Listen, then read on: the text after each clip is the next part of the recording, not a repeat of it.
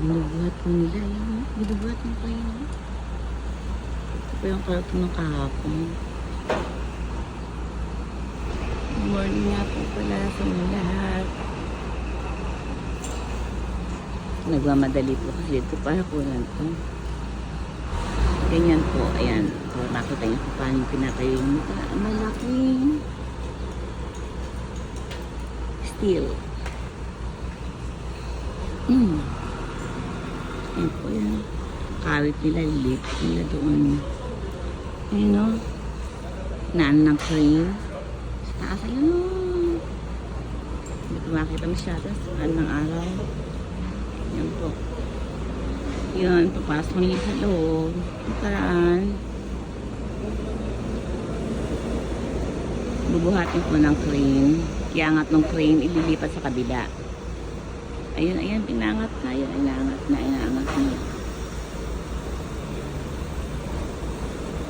Inangat na na, ayun. Ililipat sa kabila pala. Ayun. Ililipat sa kabila, ayun.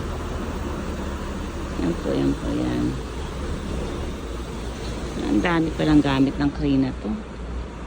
Hindi po ba? Yan o. Taas. Hindi ko lang makita yung kanyang sasakyan.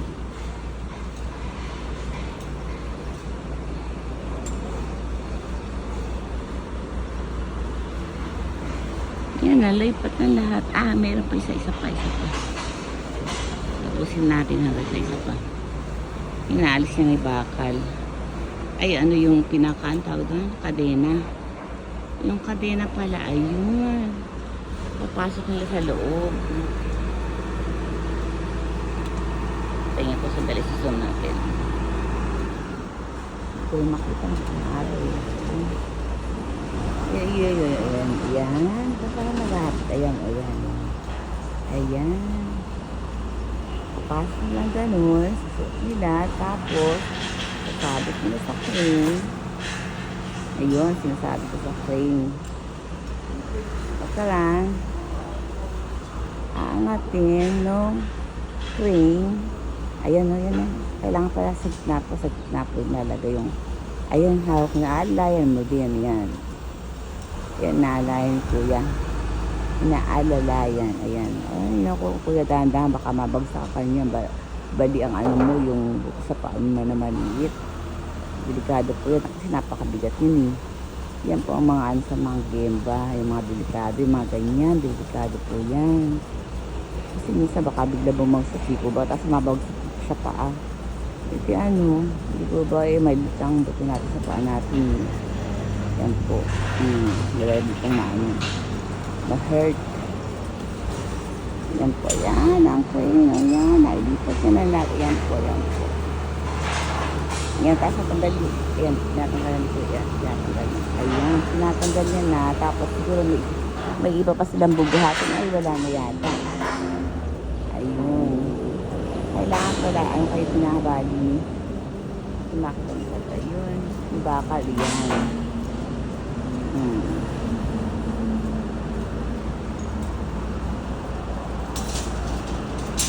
ngayon, yan lang po ngayong araw na ito aking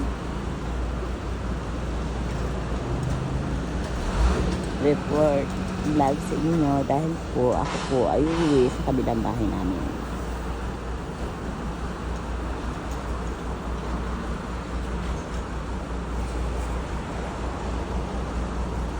Ayun, ano kayang gagawin ko doon? Sinasabi ko doon, ano kayang gagawin doon? Ayan, sinasabi niya doon. Ayun. Ano kayang gagawin doon? Kaya kung sabing bubuhatin niya ng crane, ha? Laki niyan. Ayan. Diba? Nakasabi sa crane, Yun. Ayan. Tapos pinakawit ko yan. Anong gagawin dyan? Ayan, kung sabing bubuhatin yan. Masyado namang bigyan yan. Bilok ko. Alisin lang yung takip. Yan natin na. Ayan po yan. Ayan. Ganyan po. Yan. Iangat ba yan? Ay, iangat na Ay, naku, iangat na talaga. Ayan. Ayan, inangat na nga. Inangat na. Naku naman. Ayan, inangat na. Ayan. Ang galing talaga ng crane na to. Kung ano inaangat. Ayan. Kuya, baka ikaw sumama ka pa. Delikado yan. Opo, nakakatakot pa talaga sa Gemba. Ingat kayo yung mga nagtatrabaho sa Gemba. Ayan o. Naku, inangat talaga. Oh, inangat talaga. Ayan o. O, saan mo dadalhin yan? Sa baba. Ayan o. Gagawin dyan. Ayan o. Inangat talaga o. Naku, tinakuhanan ko. Ayan o. Ayan o. Inangat. Ang galing naman ang crane na to. Ayan o. Inangat niya talaga o. Ayan. Diyan niya ibinaba o. Ayan. Ano kayang gagawin niya dyan? Ayan. Ayan. Naku. Ayan. Ayan. Aalis niya na yung ano, yung pinaka-tali sa ano yan. Hindi niya sa kuya. Baka kamadulas yan. Ayun. Ayun. Inangat niya. Ayun. Inangat niya.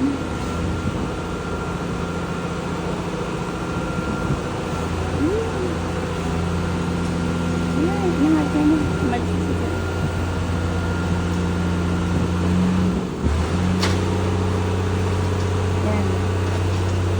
O, tapos anong gagawin? Anong gagawin? Ayan. Ano sige, pati yan, aangatin mo rin. Ayan. Aangatin din yan. Sandali ah. Naku, malilate ako sa pag-uwi nito. Ganda nito ah. Ayun, ayun, pati yung inangat to. Ayun. Nakikita niyo po ba? Hindi ko makita eh.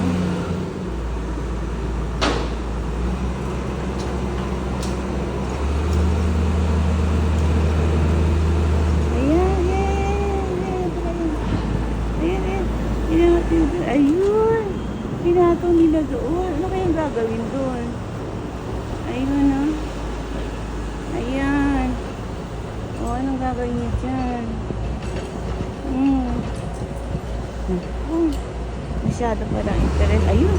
Ayun na si ano, ano yun? Tiga sisik ng ano, ng lupa. Ayun na. O, tapos, ayun, umakit na naman siya doon. Anong susunod? O yan, yung maliit daw, ikaw na humako. Sabi niya, yung maliit sa'yo na lang yan. Yan, ikaw na humako yan.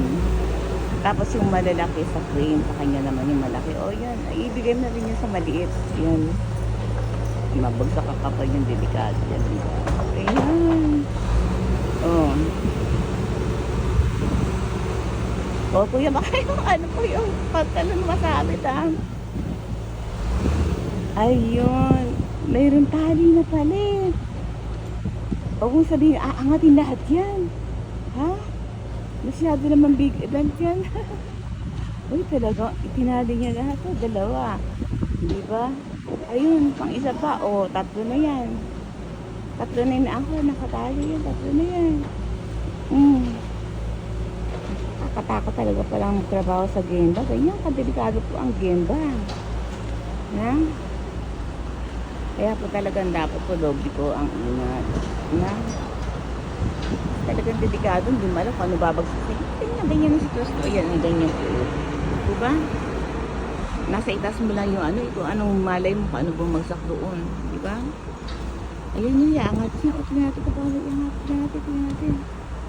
Ayun yun. Ayan. O, iangat mo yan. Kulay green na, ay, blue green na yan. Blue green na yan. Iangat niya. Ang dami nakalagay. Ang bigat niyan. Ay, naku, iangat niya. Oh. Ay, naku naman. Ayun, pati hagdanan pala kasama. Naku, oh, inaanlay na ni Kuya. Oh. Saan dadalhin yan? Saan mo dadalhin? Ayan, ayan. Oh. Naku. Ayan na. Nakakalula naman. Nalulula ako. Ba yan? Ayan, patay mo, oh. Naangat niya talaga. Ayan, ayan siya, oh. Ayan. Pagkatabi-tabihin na ako sa kanina doon. Ayan na. Ayan. Naku, dyan sila lumipat. Kasi alam ko na kung bakit. Alam niyo kung bakit. Alam niyo ba kung bakit? Sino kaya makakahula? Alam niyo ba kung bakit yan lipat dyan? Ako alam ko. Kasi po, yan, umakyat na siya. Nakalipat na. Kita mo, patag na patag. Hindi mo uga. O kasi, ganun yung kabigat. Ayan, aalis niya yung mga inano niya kanina. Ayan, aalis niya na. Oh, hindi. Ayan. Diba? Aalis niya na. Ayan. Ayan. Tumaas na naman siya. Ang dami magtrabaho, kuya. Ayan, ang play na yan. Ayan. Ganyan po. Ilan lang po silang tatrabaho sa Gemba. Nakita ng Gemba na to. Kung bagsa, 3-4 lang po yata. Kasi siyempre magaganda kasi ang mga nila, mga gamit nila. Hindi mano-mano. Mga machine kasi ang gamit nila. Kaya mabilis po ang trabaho nila. O mabalik tayo kanina. Ano po ba ang nila? Purpose nila? Bakit nila inilipat yan? Yan. Bakit po nila inilipat yan? Ano po sa talaga yun?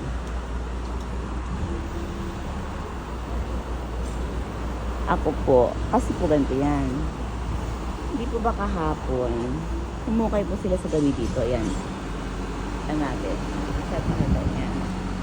Nakita niyo po ba yung mga bakal na yan? Ibinaon nila yan. Yan po yung pinatawag ng pundasyon dito. Yan.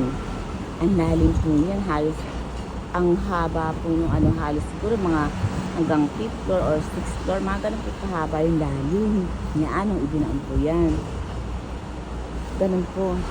Tapos ngayon, siyempre dito sa gawin dito, nakahukay na sila, naibaw na nila yung pundasyon dyan.